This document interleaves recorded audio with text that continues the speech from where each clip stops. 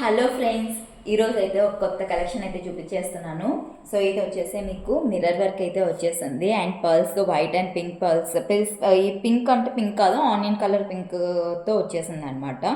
So ఇలా అయితే వచ్చేసింది డిజైన్ అంతా. ఇంకా ఓవరాల్ అంతా ఫ్లోరల్ డిజైన్ వచ్చింది. అలాగే చెమ్కీస్తో మీకు బుట్టాస్ కూడా వచ్చాయన్నమాట అలాగా అక్కడక్కడ.